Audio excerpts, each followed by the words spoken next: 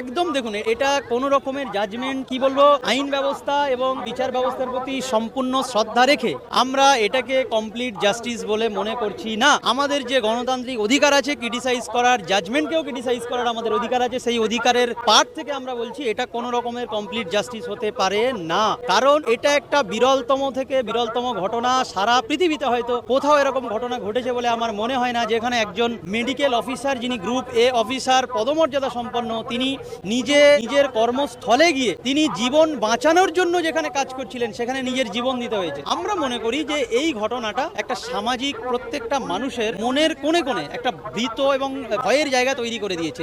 তাহলে একটা এক্সাম্পলারি একটা এক্সাম্পল তৈরি করতে গেলে এই ঘটনায় যে শাস্তি হওয়ার কথা ছিল সেই শাস্তি হয়নি। একজন ব্যক্তির একদম কোনো রকমের দৃষ্টান্তমূলক শাস্তি নয়। এটা আমার মনে হয় রেপ অ্যান্ড মার্ডার কোনো ব্যক্তি কোনো জায়গায় যদি করে এর থেকে বেশি সে শাস্তি পাওয়ার যোগ্য বলে আমরা মনে করি।